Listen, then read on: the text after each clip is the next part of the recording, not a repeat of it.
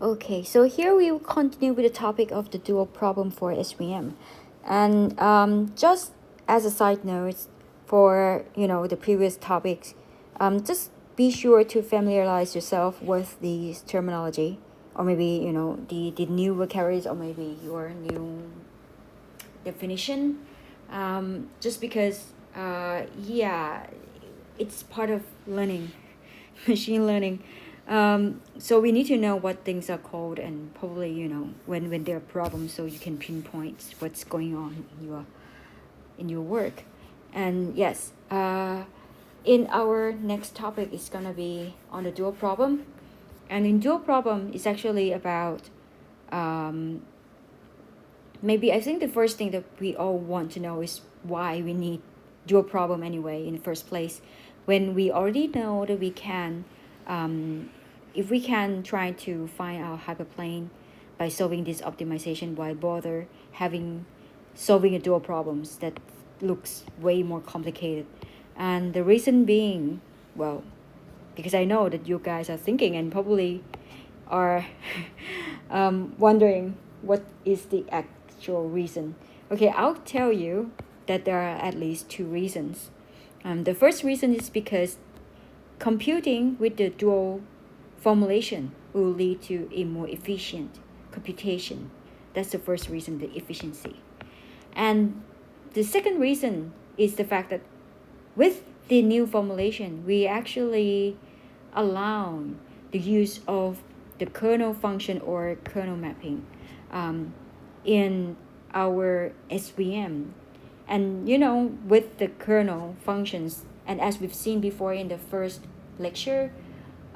in part 1, we can see that actually kernel function was actually the part that turned the linear SVM into the nonlinear SVM, that enable the hyperplane cutting, that enable the hyperplane cutting on the data that is not linearly separable. And actually there are many versions of that could be useful for different types of data distribution. And that's like, for a lot of people, this is like one of the biggest reason to turn the original SVM into this kernel mapping, to this kernel function, to turn this original SVM into this dual problem, because in the dual problem you will be able to change some terms. Yeah, okay, I'll put this way. This is actually the dual. Sorry, I forgot. The primal problem is here and the dual problem is here, and with this dual you just put yourself just put a lot of focus on this one and that one. And actually I'll show you that in fact this term and actually this term could be converted into like a term with kernel functions. And actually this is where you can incorporate the nonlinearity of those kernel function, so that you can map your data differently, and therefore the hyperplane can then do its job of cutting and separating data into two classes. So that's the big reason why we want the dual formulation. Okay, and yes, we will talk about the kernel function in the next part of the lecture, which I don't want to include into this part because it could be something that's extremely long. But before we move on into how did we convert from the primal training problem into this, the primal SVM learning problem into this dual problem for SVM learning. How did we do that will be something that we will discuss in this lecture. But before going over those content, I would like to emphasize something. Okay, despite the fact that we are solving for the unknown using different optimization problem, the things that are the same is the inference phase. So just look at the inference phase of those maybe you can say format. Yeah. For the primal problem of format, your inference will still be, using the function fx equal to x transpose w plus b, where w and b are obtained from the training phase, right? And yeah, here we don't have c because it's unrelated, but anyway, z is something that we added. The slack variables are only involved in our optimization problem in the training phase. Okay, and in dual problem, you can see that we're using the same equation for inference, like we compute fx, and then we use fx to decide whether or not x is in positive or negative class, depending on the value of fx. If fx is greater than 1, then it's positive class. If fx is less than -1, it is a negative class, right? Thing is, we use same inference equation, same function to compute fx in the inference. But the thing that is different is the fact that we are using different optimization problem. And with this, I would call it dual optimization problem. We're actually solving for different optimization variable. And that optimization variable is alpha and beta. It's actually parts of the Lagrangian multipliers. Anyway, and actually this alpha and beta, once we have this value, we will plug it into certain formulation, like this one, and then that one. Then you will get the normal vector and its biased, computed using this relationship. And this relationship is actually something that you could derive during the process of turning from the primal problem to the dual problem. And that's the reason why there will be a lot of details in these slides. And anyway, yes, that's what I need to emphasize. And another little thing, just to give you some hint. When we say that actually, using dual problem is more efficient, the efficiency happens 2 places. But I think, okay, the first place is this one, and the second place is in here, because the alpha value, okay, in here I don't want to describe in this lecture as the reason why, but you will learn later on that actually turning into solving for alpha and beta in dual problem is actually can be more efficiently compute than solving for W and B from the primal. That is one thing in terms of efficiency. But another efficiency that I would like to emphasize on in this lecture is the fact that the alpha variable that we obtained from previous optimization problem will be a vector of size j, where j is an index for the data samples. This alpha j oftentimes will take 0 value, and this 0 value could be analyzed. We will analyze this and tell you why it mostly takes 0 value. But because it mostly takes 0 value, when you compute for the normal vector, it's actually allowing you to discard a lot of terms associated with it. Just imagine that if you have, let's say, just 10,000 of data points, right? This computation could take a lot, especially if you use xj that is of the high dimensional feature inputs in your training. So that's the reason why when alpha j takes 0 value, it's actually allow you to discard some of the term and only do the computation on only some of those training samples. And actually these training samples that are non-zero, that are going to be used because alpha j is non-zero, are not that many. In fact, they are the minority compared to the entire population. Okay, that's just something that you should keep in mind before we move on to that. Okay, but now we will go over that. Okay, And about turning this into a kernel, this will be something that we will discuss in the part 4 now, in the lecture. And I don't want to dive into this right now because it's going to make this lecture too long for the video.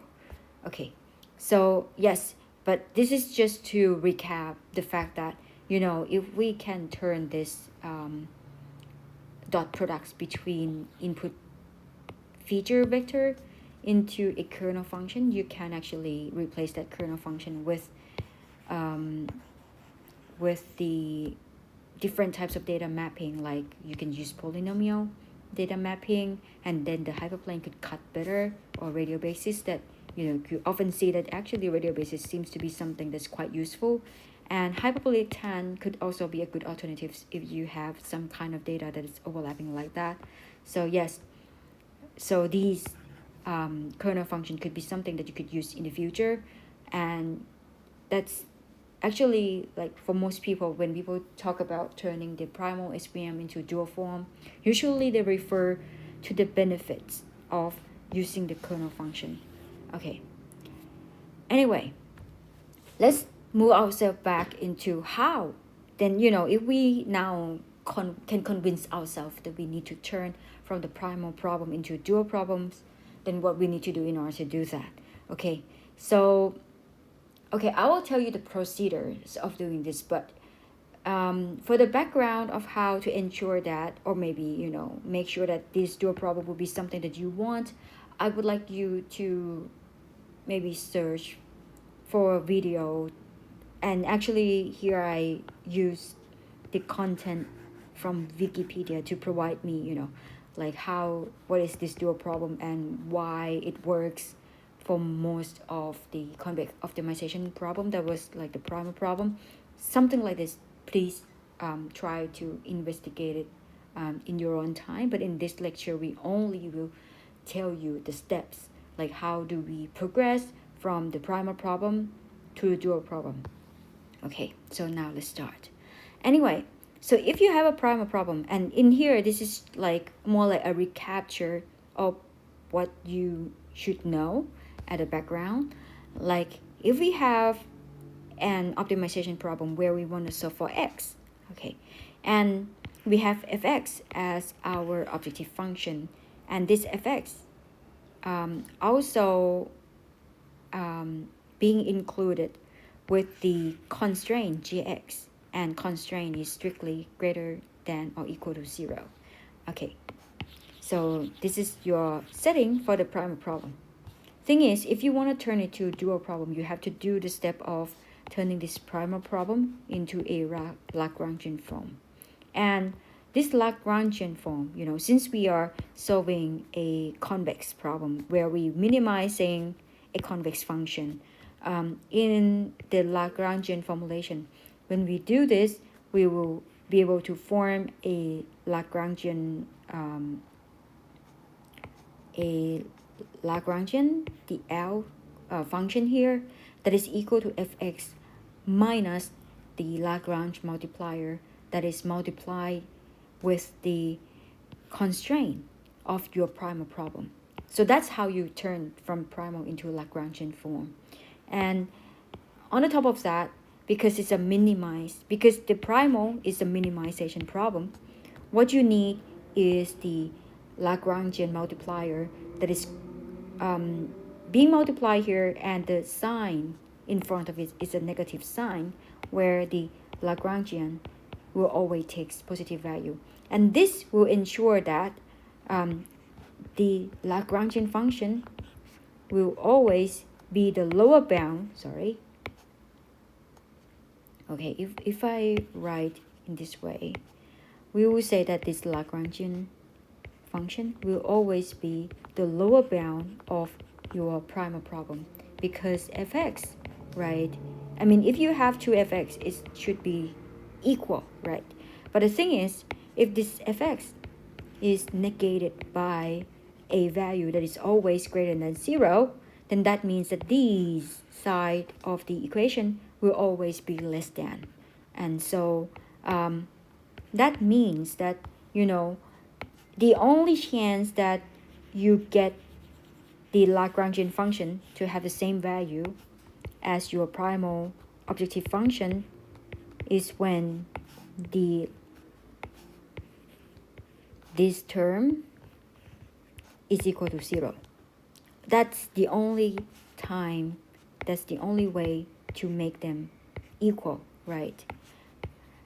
Or on the other words, if this is always greater than 0 and this is always greater than 0, the maximized version of this Lagrangian, or on other words, if you maximize this according to alpha, the maximum value of this is going to be equal to fx. Like the greatest possible is that you don't have this term, right? Okay, so that is something that you should keep in mind. It is important because after this, you will see the relationship between the Lagrangian and the dual form. Actually, if you have this as a Lagrangian, and you're turning from Lagrangian to the dual form, you could see that we have this maximization. In fact, it's a maximization over alpha. That means that we are trying to turn back this Lagrangian function back to the primal objective problems, right? So that's why we wrote it as if we maximize alpha. But before maximizing, we actually try to find the infimum of this Lagrangian first. Sorry, the Lagrangian function first. And this infimum is actually taking the same mechanism as your primal problem of minimizing fx, right? You can imagine that, let's say, if we are minimizing fx, right? We know that if we minimize fx, we try to find x that make this function the lowest. Of course, if we are thinking of the Lagrangian and we are minimizing with x, of course, this will be the lower bound of that, and that's, I'm guessing, the reason why they changed from the term minimize into infimum, because the Lagrangian function is the lower bound of your primal problem. And it's like, yeah, because this is part of your objective. But the reason that we have to do infimum first is because we want to eliminate the variable associated with your initial primal problems. And after that, we will do maximization with respect to alpha, which is the Lagrangian multiplier. And that's the reason why we have this maximizing in the, dual problems. And yes, you can guess that this alpha and beta, these two optimization variables are going to be the variables that are associated with the Lagrangian form, because when we turn into the dual problem, the unknown variables that we will left that are going to be left optimized in the last stage are going to be the variable associated with the Lagrangian multipliers. And we can do that if only if we are able to eliminate the optimization variable, and in this case is x, from the primal, okay, not the primal, from the Lagrangian function.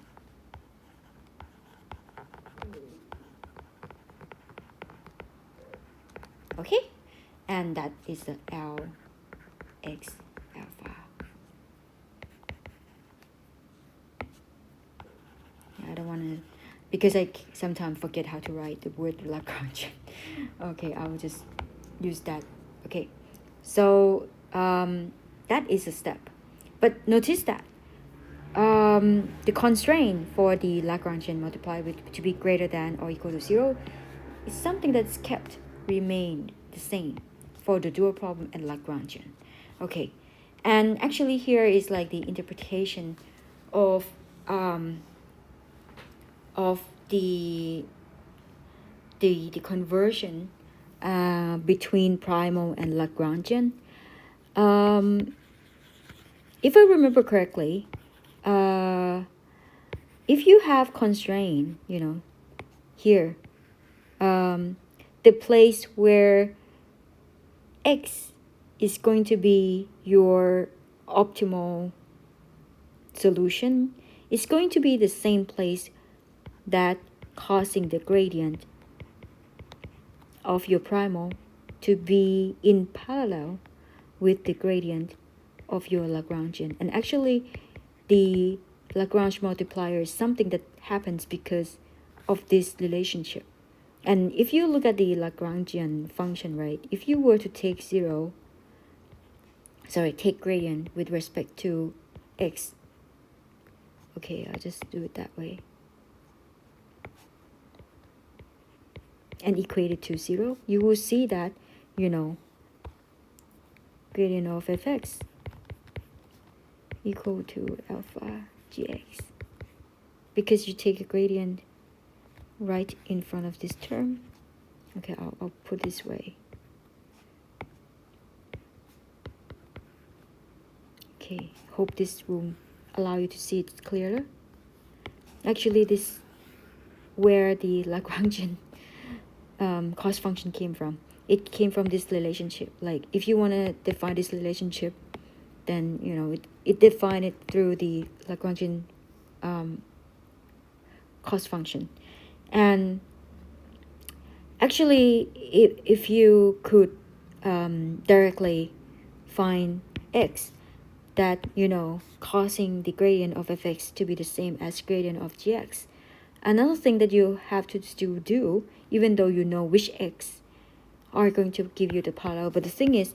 there could be multiple x stars that satisfying this relationship. Just like in this example, like if you look at let's say this is the contour of your objective function, and this is the contour of your linear constraint, right? There are many points that these two could be parallel. Like here, like if you were to add, in fact, many of them are going to be parallel, like especially those in this direction. But also there are those in the opposite direction. Like if you want to maximize fx, right, it could be somewhere really far away from your cost, from your from the center of the contour, because that this is a convex function, so the center will be something that's the minimum. But if you want something to maximize, you probably move further away. But because you want something that's minimizing, so you move it down. So that means that despite the fact that that this x star are the one that that here, here, all of these points are going to be the one that is in parallel, the gradient of gx and fx in parallel. But the thing is, these x star that's along this line, not all of them are going to be the minimal point, and not all of them are going to be the maximum point. And that's why we still need to do the infimum or maximization, minimization or maximization. We still need to have those objective sign to be carried out when we do the dual problem. Or even if we want to stop at this Lagrangian, we still need to consider what is our objective, aside from the fact that we know that x star could provide this, but there will be many x star that satisfy this. We still need to find which area of which point along this line that provide you the maximum value or minimum value. But anyway, this is if you stop at Lagrangian. But if you want to move further to the dual problem, the thing is, in the dual problem or the dual form, you move further by, first, you eliminate the optimization variables of your primal, x, from Lagrangian function by computing infimum. After that, after you compute the infimum, you'll be left with, let's say you can say that you will be left with well, we use GL, or maybe I'll use T, maybe. Maybe this is, if we define gamma, I don't know, wait, alpha will be of fx. Sorry, not fx. Let's say, we can say that this is, you know, the whatever left from this is like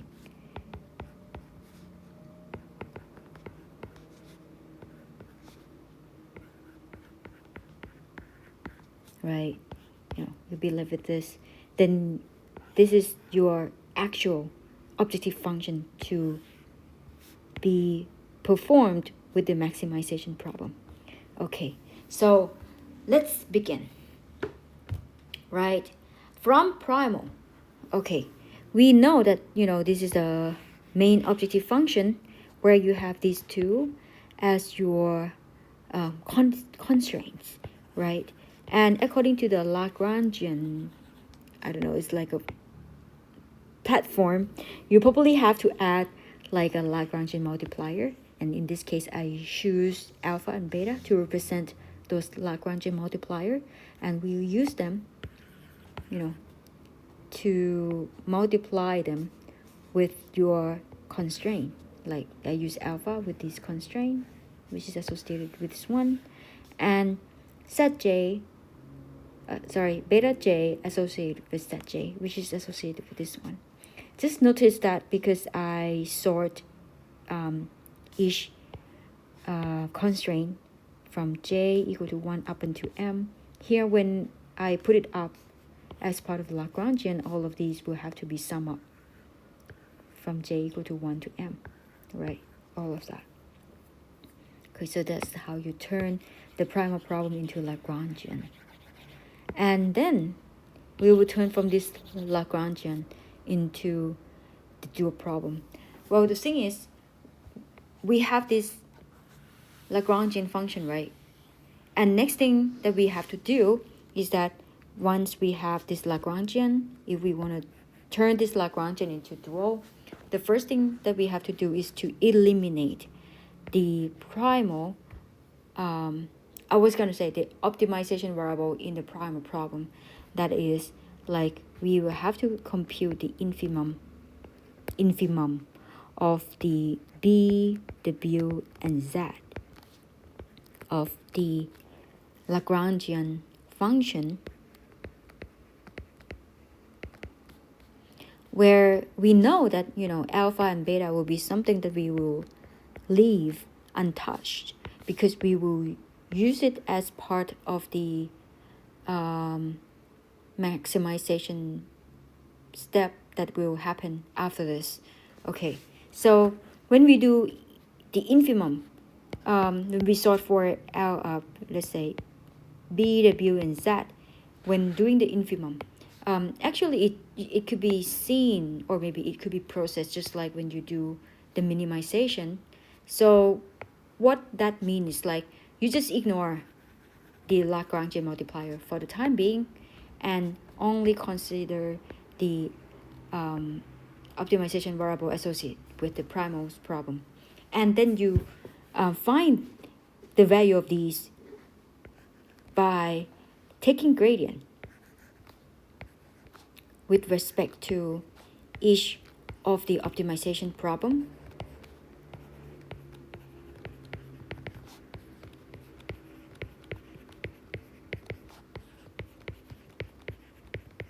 and equate them equal to 0. And yes, I've done all of that for you. You can go back and try it yourself. So yes, I write it down already. Let's say if you take infimum with respect to B variable, you know that, you know, if you just quickly scan,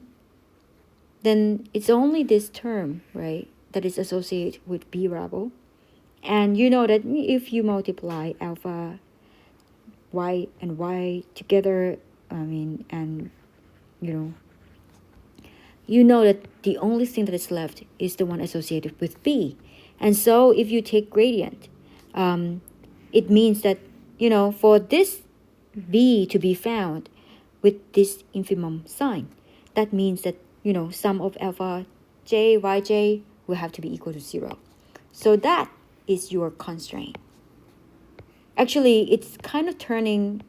into a new constraint in your dual problem. Not constraint, I would this way. It's like a condition that you derive. Sorry, not constraint. It's like a new, or maybe we'll put this as a new relationship. A better way to call it. Relation. Oh my God, my English just turned bad. So this is like a new relationship between variables that you will be able to use later on in order to turn from alpha and beta back to W hat and B hat in the future, but not right now. And if we look at other primal optimization variable like Z, again, we do the same technique. Like we quickly search over where Z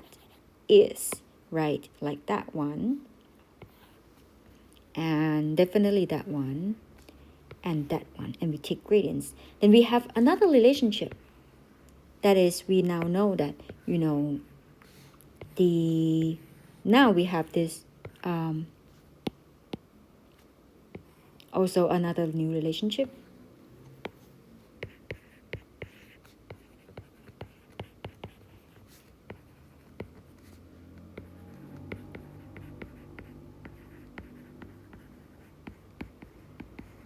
Which is this one.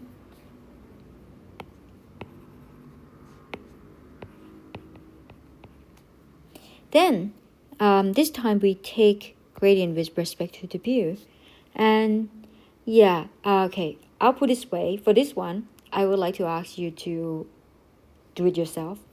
But I think you can guess, the place that the view are here and there. But the thing is, if you take gradient over here, it would just turn out that you will get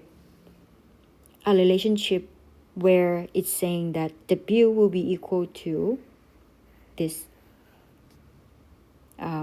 sum of the vector and scalar value, and somehow this actually also another relationship.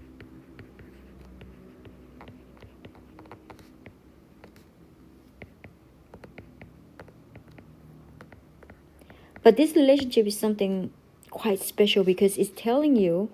how to derive the view that is your normal vector from the Lagrangian multiplier. That is kind of important.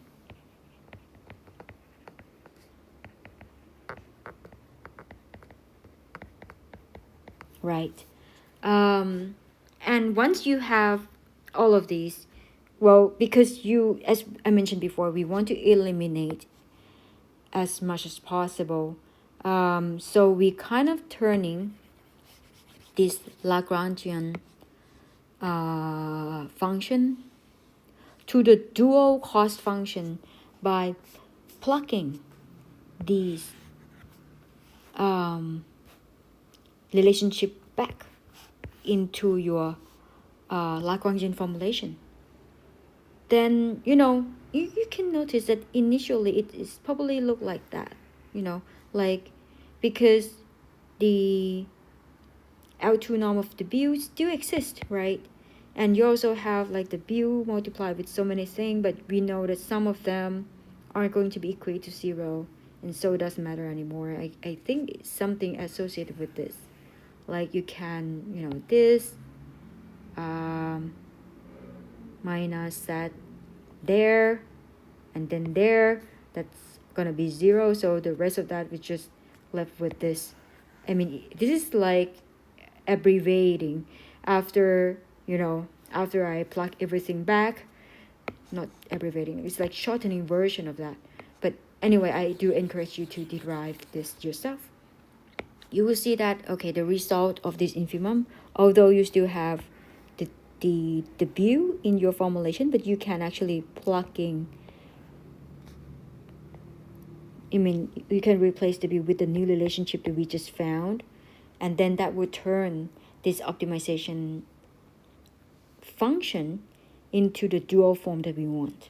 because that dual form will only contain alpha and beta, not the B, and Z anymore. Okay, and yes, we will end up with this new cost function. And as you can see, there are constraints that was something that, that always there because it's adopted from the Lagrangian, but there are additional constraints that came from solving the infimum, right? Here and here, right? That becomes your new constraint. Okay, and after that, you now have dual problems. And yes, what we will do next? Okay, yeah, what is the next thing? Okay, what if we are able to solve alpha and beta from this dual problem? We still need to use them to compute the normal vector W and the bias B, to form that hyperplane anyway. So from previously, we can see that this is your relationship that you get from solving the infimum. And also, this is another thing that you can compute. So at the end of the day, yeah, you can still be able to retrieve everything back, even though you solve it through the dual problem. Yep, here and here. So yes, we can still do the inference just like what we done in the primal problem.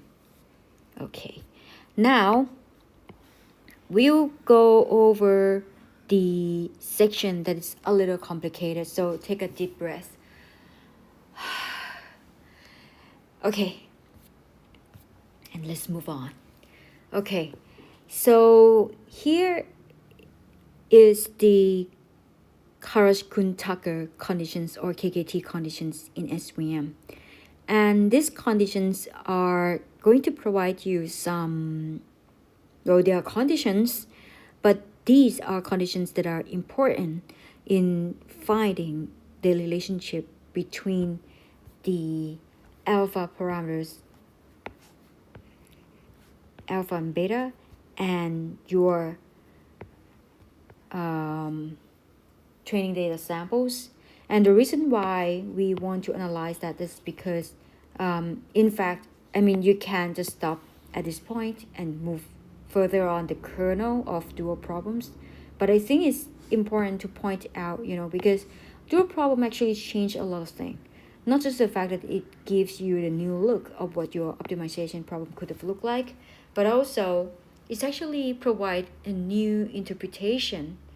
of, so which data samples are actually important in order to compute the unknown optimization variables in the dual problems. So we will do this by analyzing the value of alpha and beta, which we already know that the range of alpha and beta will be something that's constrained by these two equation. Like the first one will be, we know that C will be equal to alpha j plus beta j, and alpha j and beta j is greater than or equal to 0. This also means that, we can also write it as alpha j equal to C minus beta j, or beta j will be equal to C minus alpha j. On the other words, you can also say that because, if your alpha, your alpha will take the highest value if beta j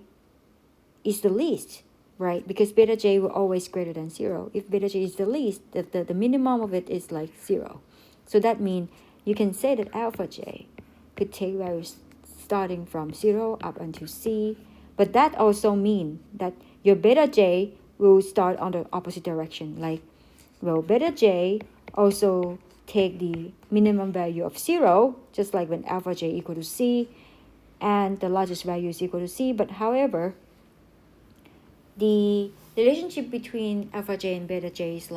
is on the opposite direction. If alpha j is high, then beta j will have to be low, right? So this is something that we now know. But the thing is, this alpha j and beta j are those Lagrangian multiplier that actually, if we go back a little bit, here, I think, let's go back here. You can think of that. Alpha j or beta j are the one that is multiplying with the constraint. And if alpha j or beta j are equal to 0, then that means that your Lagrangian equation, the Lagrangian cost function will be equal to your primal objective function. But if this take the highest value like equal to c, then that means that then the Lagrangian is definitely the lower bound of your primal objective function. So it depends, right? So it's like this alpha j somewhat is telling you how far is your Lagrangian cost function, that is actually also part of your dual cost function, is further away from your primal optimization. Or on the other words, actually, this is one of the constraints that I haven't mentioned before, but it's something that, in here, let's say fx and your Lagrangian will be equal if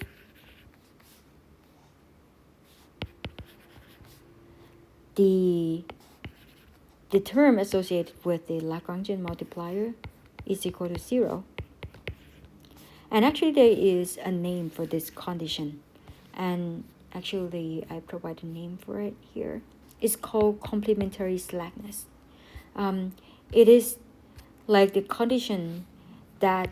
ensure, if it's meet, it's ensure that your objective cost function and the Lagrangian function will have the same value. And actually this is something that we kind of want, because we want to maximize the Lagrangian multiplier such that your resulting function here will somewhat match back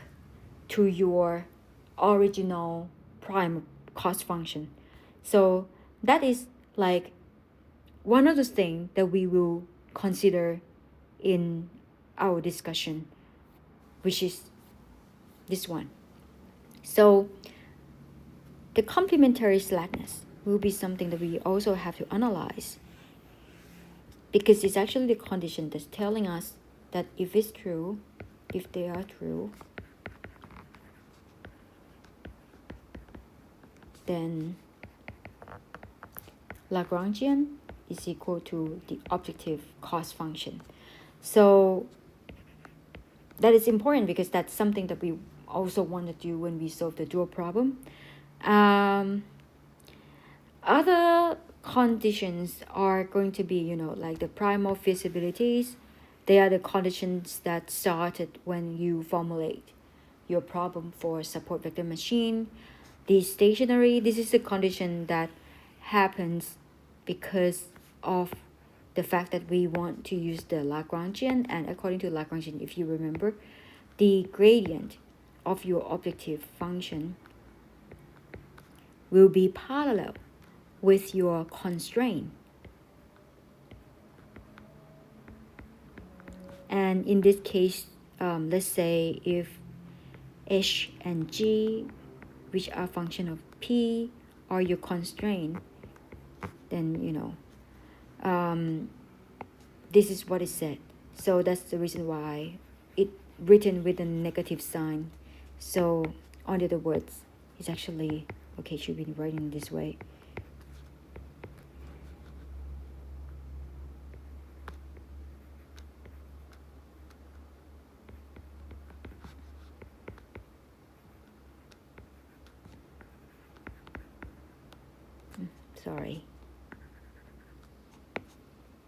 where P hat is like your optimal points. So, okay, so this is one of the constraints that, enforce this to happen. And complementary is something that we already mentioned. And dual feasibility are actually, the conditions that happens when you derive from the Lagrangian to the dual problems, that usually they are the conditions that happen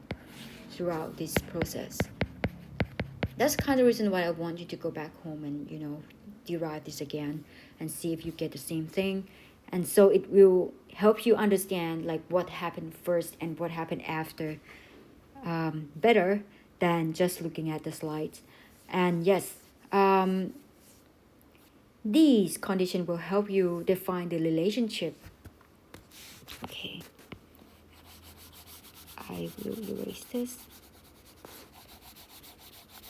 Okay, so in these slides, we will talk about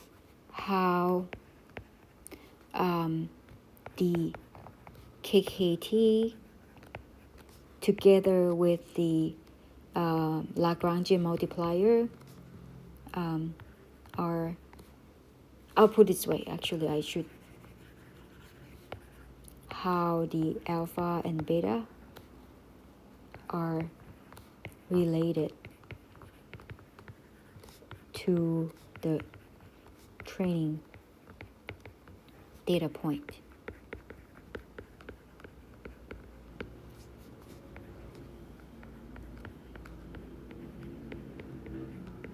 And the reason that we have to be kind of interested in this is because don't forget that alpha j and beta j are the Lagrangian multiplier that actually associate with the constraint of each data point.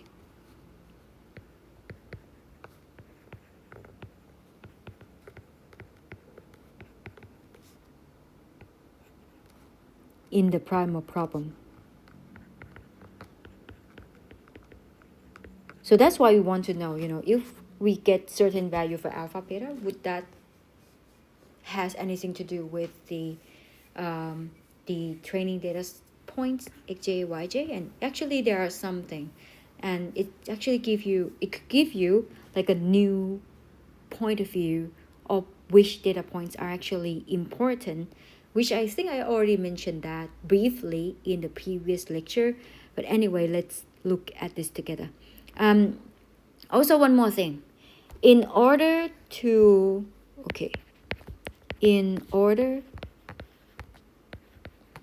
map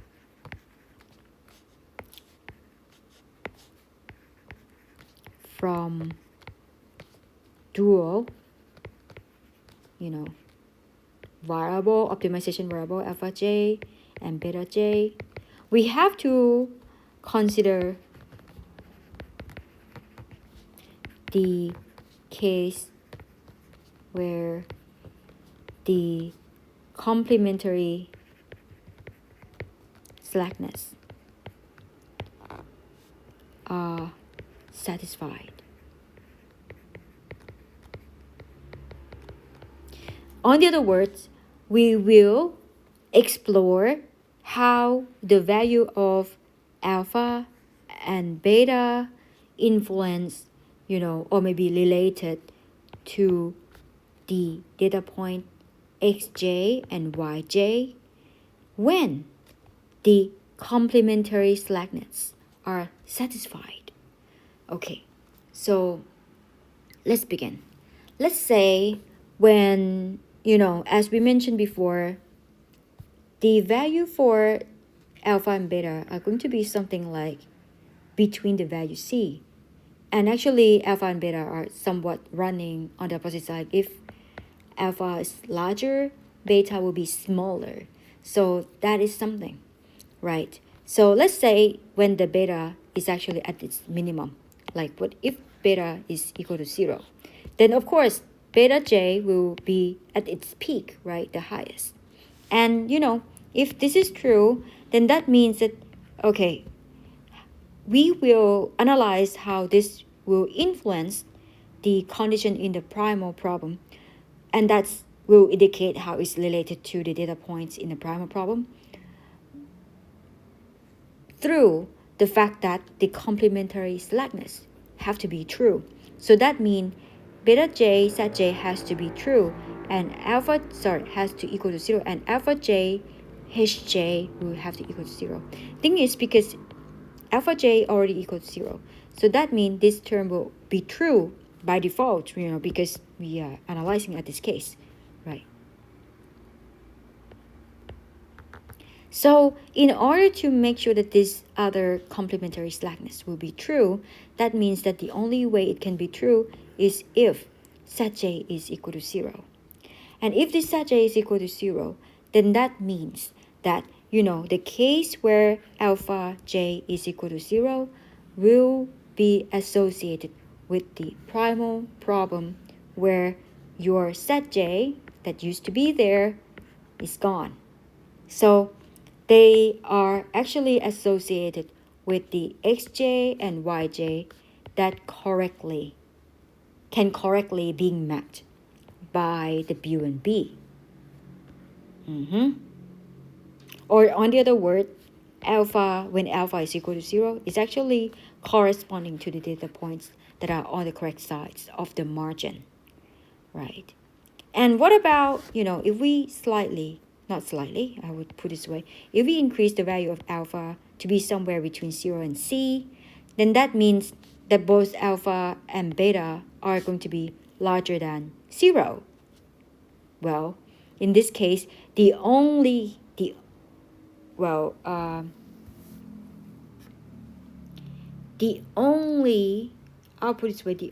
way for this to be true is if set j is equal to 0, and perhaps let's see, if set j is equal to 0, right, then that could also mean that this one is never true, because it depends. This one is never true unless hp, the constraint is 0, because alpha is non-zero, beta is non-zero. I'll put it this way, because beta j is non-zero, therefore the only way for this to be true is set j is 0. And for fact that alpha j is non-zero, the only things that will ensure that complementary slackness will be true is if the hj, or maybe the constraint that associated with alpha, is equal to 0. So that means, actually the constraint that associated with this is actually this constraint.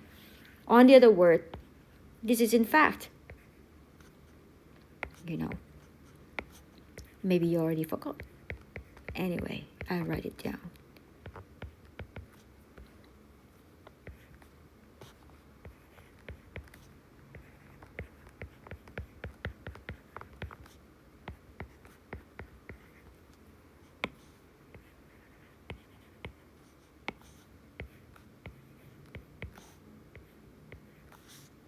Yeah. That's the reason why we have this relationship. And that's actually something. Like, if alpha j is non-zero, it's actually associated with the xj and yj that are at the boundary, at the positive and negative supporting hyperplane. Lastly, if we maximize alpha j to its largest possible c, of course, beta j will be equal to 0. And we know that, in this case, that means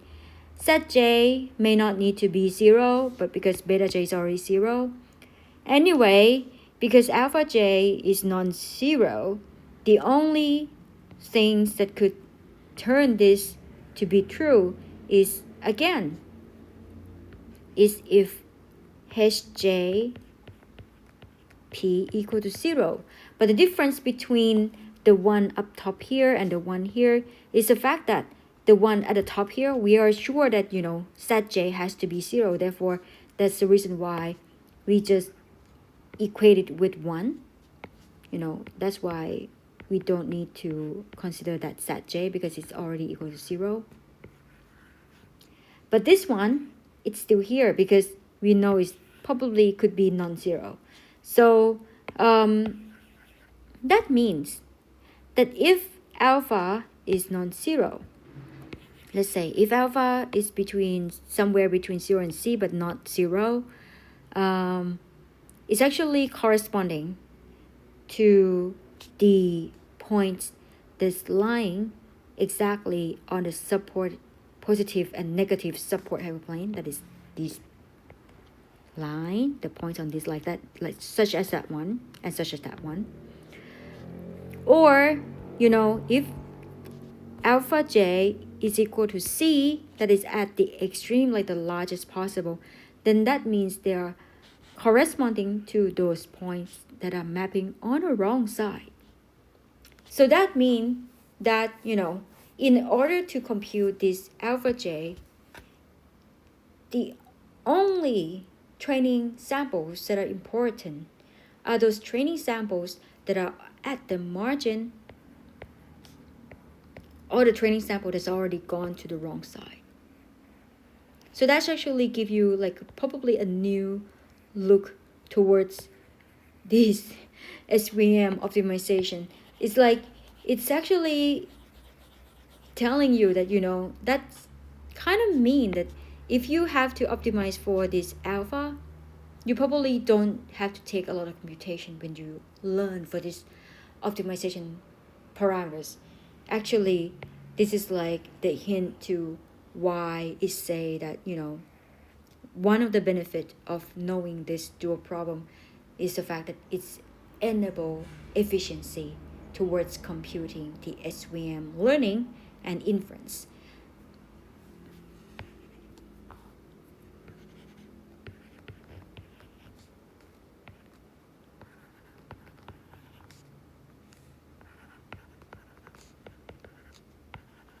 Okay, I don't want to call it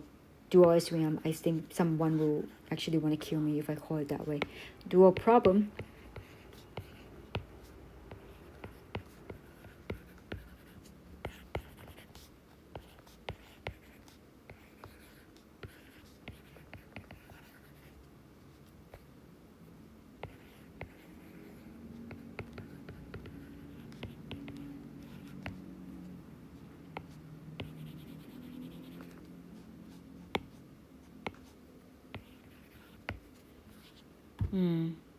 That's, the conclusion. And yeah, these are the same thing. I think that is it for the dual. Now we will do the Thai version. โอเคนะคะ ก็ณจุดนี้ก็จะเป็นเรื่องของการเทิร์นนะจาก primal สู่ dual นะซึ่งถ้าหนูตามเลคเชอร์ภาษาอังกฤษมาตลอดหนูจะพบว่าจริงๆแล้วการเทิร์นไปสู่ dual problem เนี่ยมันก็มีประโยชน์นะประโยชน์แรกของมันอ่ะคือประโยชน์ด้าน efficiency นะซึ่งเป็นสิ่งแรกที่อาจารย์เขียนนะแต่กว่าจะอธิบายได้ก็คือหมดเลคเชอร์นี้นะและอีกอย่างหนึ่งที่มันดีก็คือมันเป็นการ enable ตัว kernel นะซึ่งอาจารย์เขียนอยู่ในหน้านี้นะก็คือ kernel ตัวนี้อย่างที่โชว์ไปแล้วนะมันจะช่วยให้เราสามารถ map data ที่มัน non-linear separable นะคือ data ที่มัน non-linear ให้มันสามารถแบ่งด้วย hyperplane ได้นะนี่คือประโยชน์ของ kernel ใน SVM นะแต่วันเนี้ยเราจะมาดูเรื่องของ efficiency นะแบบชัดเจนซึ่งวันนี้ตอนที่อาจารย์อัดนี่วันเสาร์นะอาจารย์อาจจะอัดอันนี้ได้เป็นแบบสุดท้ายของวันนี้นะคลิปสุดท้ายวันนี้แล้วพรุ่งนี้อาจารย์จะมาทำเรื่อง kernel ต่อซึ่งน่าจะเหลือแค่อีก1คลิปแหละค่ะนะซึ่งเหตุผลที่dual form นะของ SVM เนี่ยมัน efficient กว่าเนี่ยเราอย่างที่เมื่อกี้กล่าวไปในภาคภาษาอังกฤษคือมันจะเกิดขึ้นเนื่องจากว่าถ้าเราไป analyze พวก condition แล้วเนี่ยจะพบว่าจริงๆแล้วนั้นนะมันจะมี point x y นะใน training data ไม่กี่ point หรอกที่ว่ามันจะสามารถใช้ในการ compute normal vector นะเพราะว่ามันจะ associate กับ alpha j ที่ non zero นะซึ่งจริงๆประโยชน์ที่จันเขียนอันเนี้ยมันเป็นประโยชน์แค่ภาค inference นะแต่ถ้าวันหนึ่งหินไว้เลยแล้วกันถ้าวันหนึ่งหนูมีโอกาสนะที่จะได้ลอง compute gradient ของ dual problem นะหนูก็จะรู้ว่าจริงๆแล้วไอ้ประโยชน์ตรงเนี้ยมันจะไปสืบทอดถึงตอน compute gradient ด้วยนะเอาเป็นว่าอาจารย์จะเขียนไว้โน้ตสั้นๆขอไม่พูดภาษาอังกฤษตรงนี้นะคะเพราะอาจารย์ก็ลืมไปแล้ว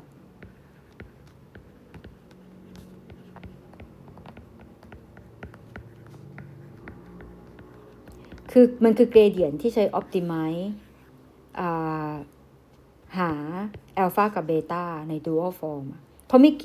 ถ้าหนูดูเลคเชอร์ภาษาอังกฤษจบหนูจะพบว่าจริงมันยังไม่จบนะมันถึงมาแค่ว่าเราจะได้อันเนี้ยเป็น cost function นะมันจริงๆเวลาเรา solve จริงเนี่ยมันยังไปต่ออีกนะว่าแล้วเราจะ solve หา gradient compute gradient ของ optimization function นี้อย่างไรล่ะนะซึ่งพอเป็นอย่างนั้นมันเหมือนกับว่าหนูจะต้อง compute gradient พอ compute gradient เนี่ยมันจะถ้าจำไม่ผิดนะมันจะมีจังหวะที่ว่าใช้อีกแล้วว่า alpha จะมีค่าอะไรเท่าไหร่แล้วมันจะ associate กับตอนที่ความเป็นจริงที่ว่ามันจะไปเกี่ยวข้องกับ xj yj ณตอนที่มันเขาเรียกว่า xj yj ที่เกี่ยวข้องกับ alpha j ที่มัน non zero สักอย่างหนึ่งเนี่ยอาจารย์จำไม่ได้แล้วอาจารย์คุ้นๆนะเหมือนจะสืบทอดไปตอน compute gradient คุ้นเนี่ยจำไม่ได้แล้วค่ะเอาเป็นว่าประมาณนี้แล้วกันทีนี้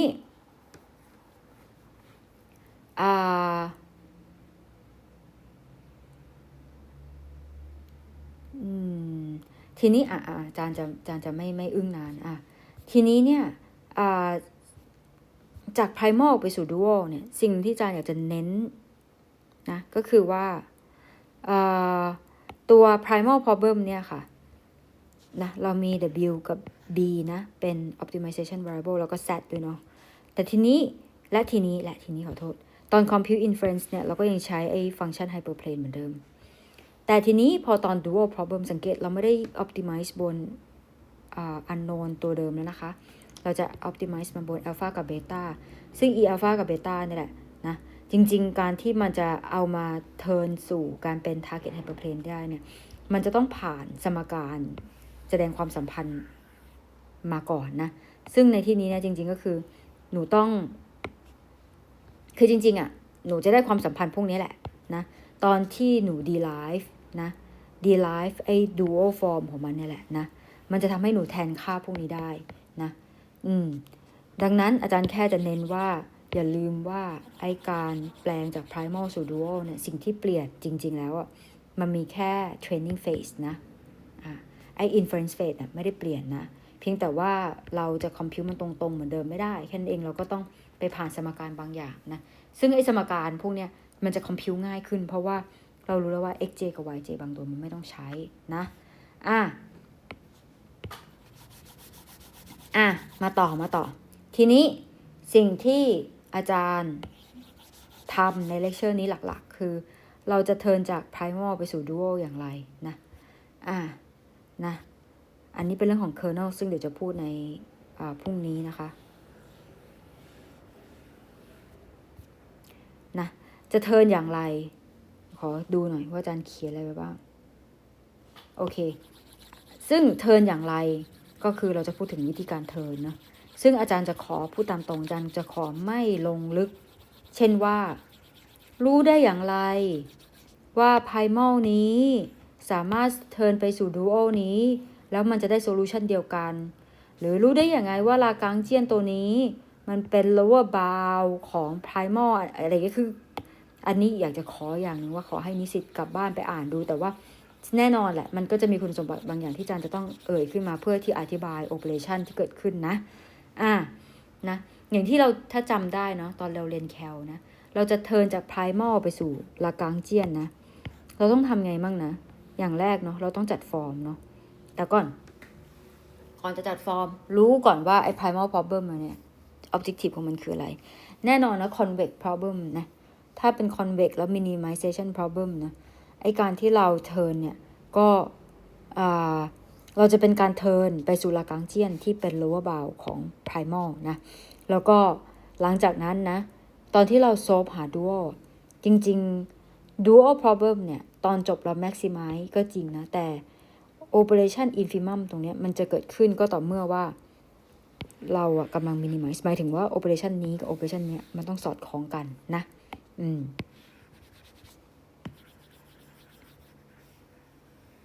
นั่นคือหนึ่งในสิ่งที่เราต้องสังเกตนะแล้วก็เนื่องจากว่ามันเป็นการ minimize นะหาจุดต่ำสุดนะแล้ว Lagrangian มันเป็น lower bound นะดังนั้นแล้วการที่เราจะ solve จาก primal การที่จะ solve dual ให้ได้ผลลัพธ์ที่มันเท่ากับ primal นะมันก็เลยต้องมีการ maximize lower bound ซึ่งมันก็คือ operation นี้ซึ่งถามว่าประสงค์ของการเปลี่ยนจาก primal เป็น dual คืออะไรมันคือการ switch unknown variable เนี่ยก็คือตอน primal unknown variable ของเราสมมุติว่าในที่นี้คือ x นะแต่พอเป็น dual เราจะพยายามเปลี่ยนให้มันเป็น Lagrangian variable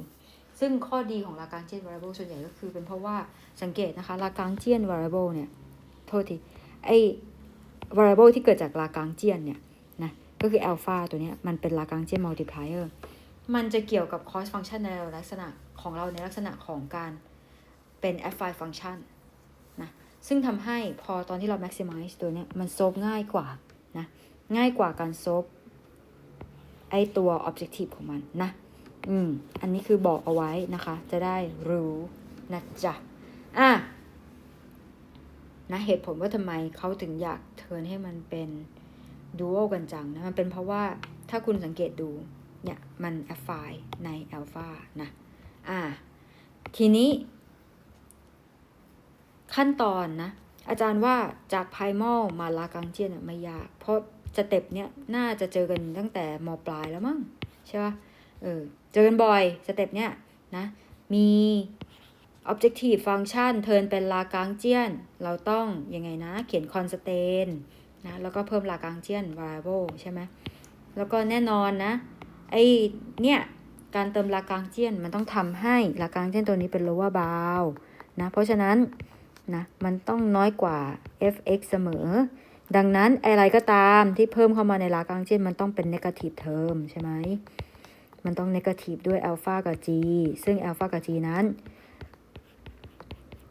จะต้องเป็นค่าบวกใดๆนะเพราะตรงนี้เป็น minus สายนะเป็นค่าลบนะดังนั้นพอเราได้จาก Lagrangian ตรงสเต็ปจาก Lagrangian ไป dual เนี่ยอาจจะงงนิดนึงนะเพราะว่านะสเต็ปตรงเนี้ยมันจะมีการ switch order อะค่ะเนื่องจากว่าเราอยากจะ turn คือเราอยากจะปรับ optimization variable จาก x ไปเป็น Lagrangian นะเราก็เลยต้องกำจัด variable ที่มันเกี่ยวข้องกับ primal ออกก่อนโดยการทำ infimum ที่เราทำ infimum นั่นก็เป็นเพราะว่าแรกเริ่มเดิมทีสิ่งที่เราต้องการคือเราหา x ที่ minimize ใช่ไหมแน่นอนนะอันนี้มันก็คือ fx เหมือนกันนั่นแหละเพียงแต่ว่ามันโดนเขาเรียกว่ามันโดน negate ด้วยฟังก์ชัน gx ลงไปนะซึ่งนะเราอยากจะกำจัด variable นี้ทิ้งเราก็ยังต้อง keep objective เดิมของเราไว้นะก็คือคราวนี้เราจะเปลี่ยนจาก minimize เป็น infimum แทนแต่อาจารย์ก็เอาจริงๆอาจารย์ไม่ค่อยมั่นใจนะว่าทำไมใช้สัญลักษณ์ infimum แต่อาจารย์เข้าใจว่าเขาอาจจะใช้สัญลักษณ์ infimum เพราะว่าจริงๆแล้วเนี่ยมันเป็น lower bound ของ fx เดาเอาอันนี้กรุณาไปหาเพิ่มกันเองนะคะแต่ทีนี้เราบอกเรา take infimum เสร็จปุ๊บแน่นอนนะสมมุติว่าอาจารย์อาจจะใช้แกมมาอัลฟาเนาะเป็นผลลัพธ์ที่ได้จากการ take infimum ตรงนี้นะนี่อาจารย์บางทีก็มือไม่ดีนะคือพอเรา take infimum เสร็จปุ๊บเราควรจะได้ฟังก์ชันของอัลฟานะและฟังก์ชันของอัลฟาตัวเนี้ยเราจะเอามันมา maximize ต่อถูกไหม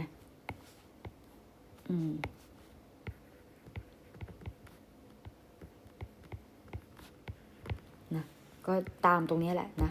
ซึ่ง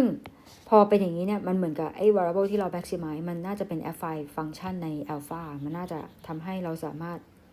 หา dual ได้ง่ายขึ้นคือ solve หา alpha ใน dual problem ได้ง่ายขึ้นนะ ดังนั้นสเต็ปก็ประมาณนี้สังเกตอย่างไอ้นี่ยังคีปอยู่นะคะทีนี้ไอ้ระหว่างการเทิร์นเนี่ยโดยเฉพาะการเทิร์นจากช่วงลากางเจียนไปดูโอเนี่ยมันจะเกิด additional constraint เนาะซึ่งเราจะเรียก additional constraint หลักนั้นว่า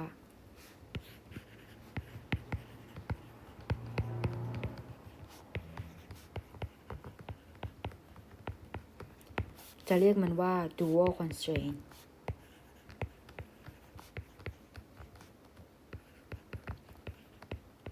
ซึ่งมันก็คือไอ้ constraint นี้เช่นกันนะไอ้ตัวนี้ก็เป็น dual constraint ตัวหนึ่งในนี้เช่นกันนะชื่อจริงๆชื่อมันยาว dual feasibility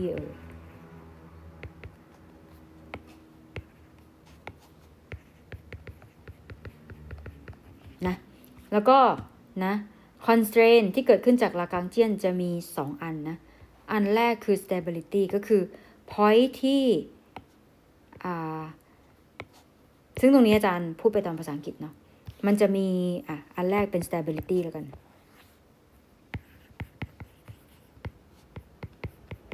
ทีนี้อย่างหนึ่งที่อาจารย์ขอ recap ก็คือว่าจริงๆแล้วถ้าเรามี primal problem ที่มี constraint เนี่ยจริงๆแล้วเราสามารถโซฟผ่านลากางเจียนได้นะโดยวิธีการก็คือเราจะหาสิ่งที่เรียกว่า stationary point นะที่ทำให้ gradient ของ fx ของเรานะมัน parallel กับ gradient ของ constraint นะอันนี้กรุณาไปดูเองนะอันเนี้ยคือ stability constraint นะกฎของ stability ทีนี้ถ้าเรามี constraint เพิ่มมาแล้วก็บวกมันเข้าไปสมมุตินะเบต้า h นี้ก็ได้นะอะไรอย่างเงี้ยนะคะgradient โทษมี gradient ด้วยgradient with respect to x นะซึ่งณจุด stable point เนี่ยมันจะเป็นจุดที่เราสามารถหา extremum ได้ก็คือถ้าสมมุติว่าอาจารย์เจอ x star นะที่ทำให้ gradient ของ objective ของอาจารย์เนี่ยมันเท่ากับ gradient ของ constraint เอาแค่นี้ก่อนเนาะpoint เนี่ยจะเป็น candidate หนึ่งนะที่อาจารย์จะใช้ในการหาต่อว่าแล้ว x ที่ดีที่สุดใน constraint optimization problem นั้นคืออะไรโดยทั่วไปแล้วนะพอเขาเสิร์ชหา point ที่ทำให้ไอ้นี่เป็นจริงปุ๊บเขาจะเริ่มหาต่อว่าแล้ว point ไหนนะที่ให้ค่า minimum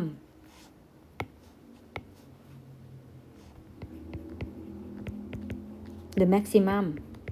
ซึ่งไอ้ maximum หรือ minimum มันก็จะเป็นเหมือนกับว่าเป็นสมาชิกหนึ่งใน point พิเศษที่ให้ stationary point พวกนี้แหละนะอันนี้บอกเอาไว้เฉยๆแต่และอันเนี้ยมันก็เลยเป็น constraint หนึ่งเป็น stability constraint ตัวหนึ่งนะซึ่งถามว่า stability constraint นั้นมันใช้อะไรจริงๆมันใช้ analyze นะไอ้ solution ของเราได้นะแล้วก็อีกอันหนึ่งที่อยากจะบอกก็คือว่านอกจากนี้แล้วนะเรายังมี complementary slackness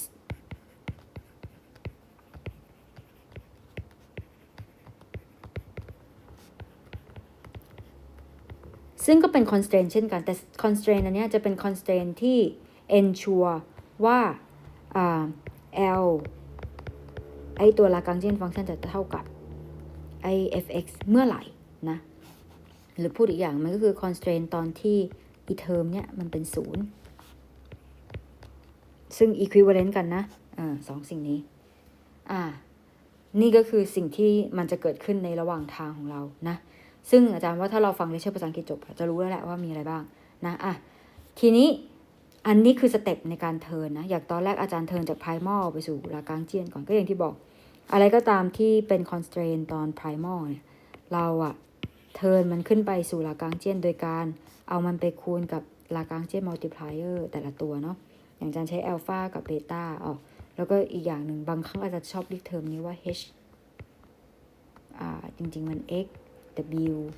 b แล้วก็อะไรวะเท่านี้นะโทษ w b z ไม่ใช่ x นะซึ่งนี่คือหลักLagrangian form สังเกตหลักLagrangian form มันแค่นี้เลยนะแล้วก็ alpha beta นะ ถ้า stationary point ของ Lagrangian form ก็คือ point ที่ทำให้ gradient ของก้อนนี้มัน parallel กับ gradient ของก้อนนี้บวกกับ gradient ของก้อนนี้นะอันนี้ทวนให้เฉยๆนะซึ่งจาก Lagrangianเดี๋ยวอาจารย์จะไปต่อนะ Lagrangian เราจะเปลี่ยนมันให้กลายเป็น dual อย่างไรนะซึ่งจากเมื่อกี้เราพูดไว้แล้วว่าจาก Lagrangian มันกลายเป็น dual ได้เนี่ยเราจะต้องทำการ take infimum นะที่ Lagrangian ตัวนั้น with respect to นะไอ้ unknown optimization variable ในชุดของ primal นะสังเกตว่า alpha beta เนี่ยอาจารย์ไม่ยุ่งกับมันเลยนะอาจารย์จะ take infimum เฉพาะชุดนี้เพื่อกำจัด variable พวกนี้ออกไปหรือสามารถเขียนมันในรูปของ alpha beta ได้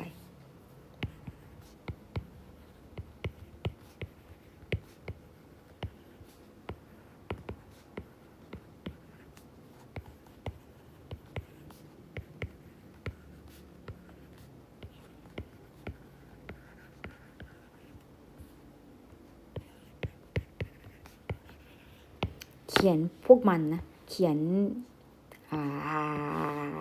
ก็ได้วะ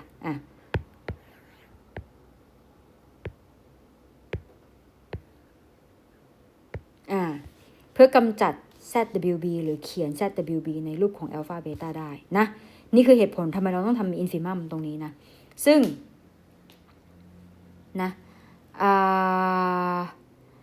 สิ่งแรกที่อาจารย์ทำคืออาจารย์ take infimum with respect to b นะแล้วก็ z จริงๆ b กับ z ง่ายเพราะมันจะเกี่ยวกับไม่กี่เทอมb เดี๋ยวเราส่องหา b ก่อน b อยู่นี่เทอมเดียวนะคะ b เพราะฉะนั้นจะได้ความสัมพันธ์เพิ่มเติมก็คือ sum alpha j yj เท่ากับ0นะอีกอันนึง z ก็จะมีนี่เปลี่ยนสีดีกว่านี่อันนี้แล้วก็อันนี้ใช่ไหม3เทอมนี้นะซึ่งจะได้ relationship ซึ่งจริงๆอันนี้ค่อนข้างสำคัญ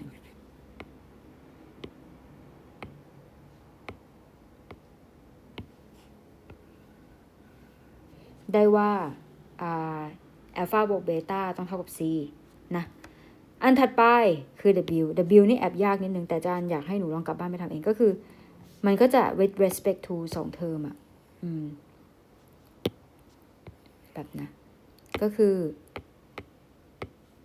อันนี้กับอันนี้นะซึ่งพอเป็นอย่างนั้นเนี่ยมันก็ทำให้เราค้นพบ relationship ใหม่ก็คือ w เท่ากับ sum ของ alpha y แล้วก็ xj ตรงนี้นะ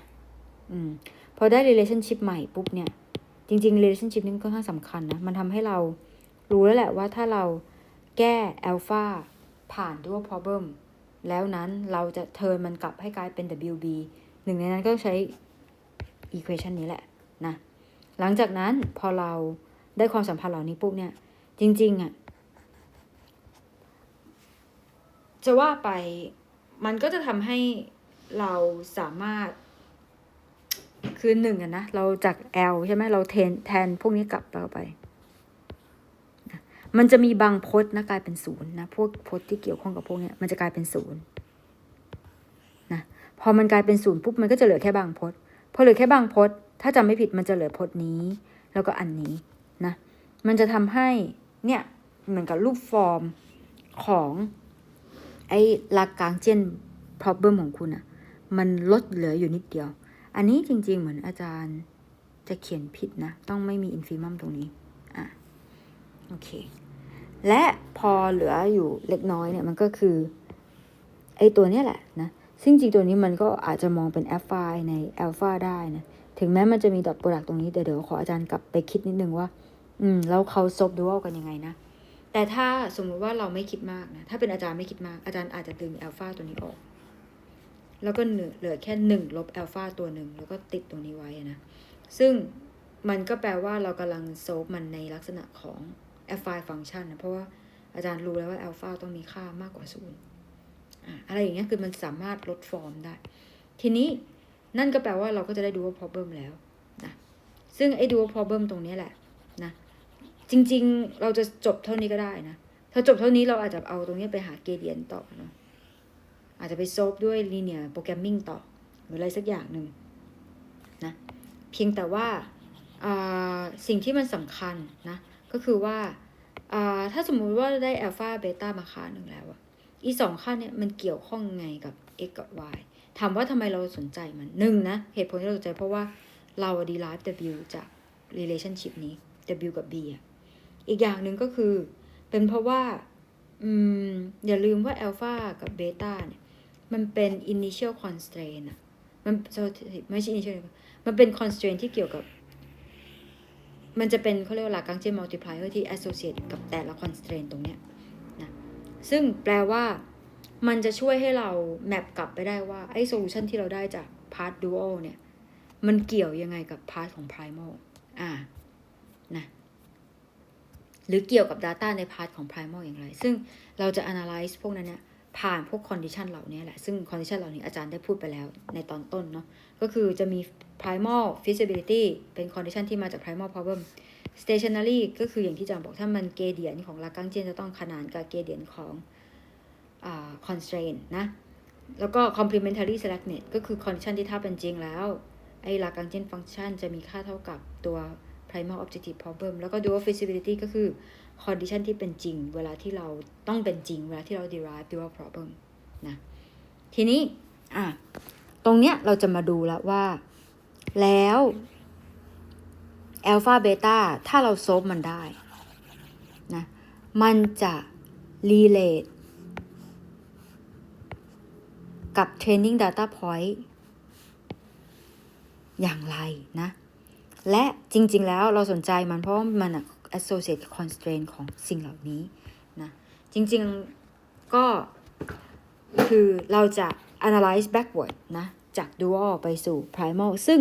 ในการ analyze ตรงนี้อย่าลืมว่าการที่เราจะ ensure ว่าไอ้ dual problem มันเท่ากับ primal ได้เนี่ยนะมันจะต้อง consider เมื่อ complementary slackness เป็นจริง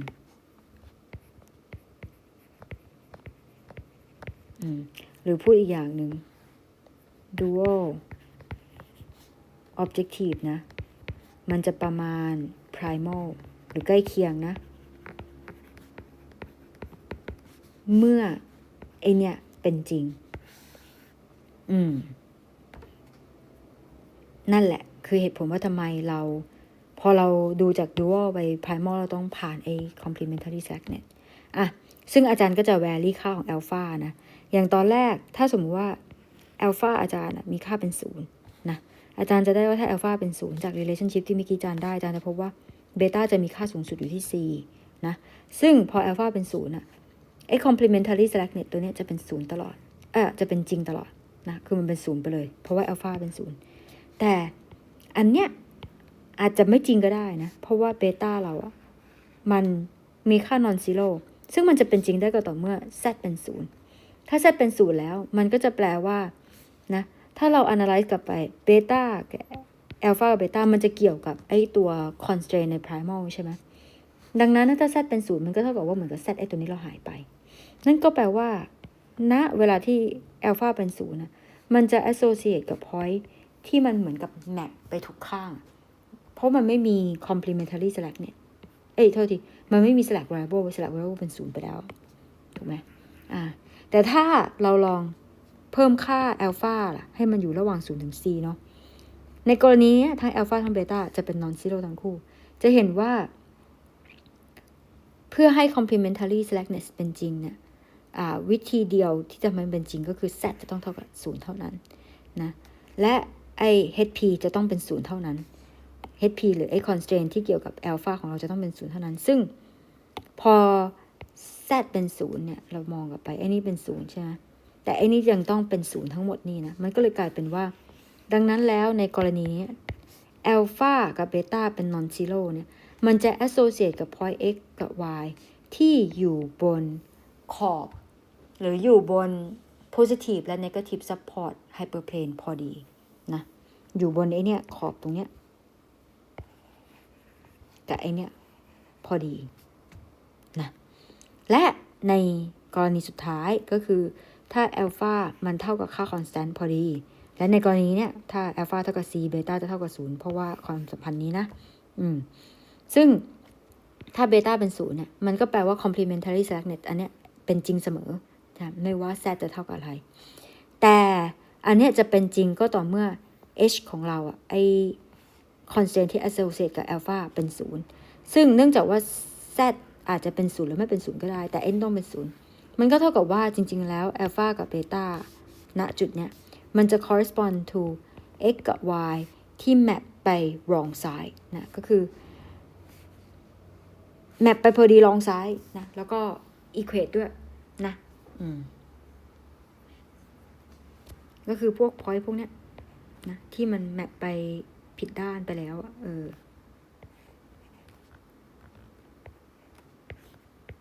นะดังนั้น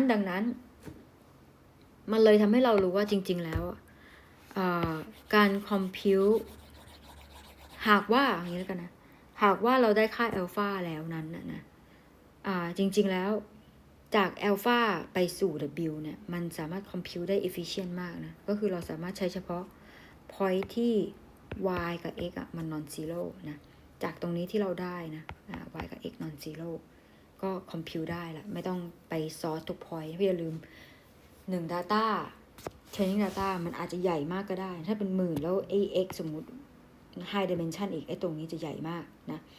จริงๆอีกจุดหนึ่งที่มันช่วยนี่คือตอน compute gradient หรือตอน solve linear programming นะของdual problem ของ SVM นะโอเคนั่นคือคล้ายๆกับ motivation ว่าทำไมเราถึงต้องสนใจสิ่งเหล่านี้แต่มันอาจารย์ว่ามันเป็นการทบทวนด้วยแหละว่าถ้าสมมุติว่าเรามี SVM problem 1 อันเนี่ยอะไรคือสิ่งสำคัญนะอย่างที่บอกถ้าตอนแรกเราลอง recap กลับไปตั้งแต่ต้นตอนที่เราดูตัว hard margin SVM เราก็รู้นะว่าจริงๆpoint ที่มันผิดพลาดเนี่ยpoint noisy ทั้งหลายมันชอบเป็นตัวที่ทำให้ hyperplane มันทิวไปผิดด้านจริงๆมันก็ฮินตั้งแต่ตรงนั้นแล้วนะว่าจริงๆ point พวกนี้อาจจะสำคัญเพียงแต่ point ที่อยู่ระหว่าง margin ณตอนนั้นเนี่ยยังไม่สำคัญแต่พอเราเทิร์นมาเป็น slack rival มันมีการ relax อะไรบางอย่างทำให้ point ที่มันอยู่ผิดเขาเรียกว่าอยู่ผิดภาคผิดฝั่งเริ่มมีผลแต่ก็มีผลแบบอ่อนๆก็คือมันจะช่วยให้เรายังสามารถ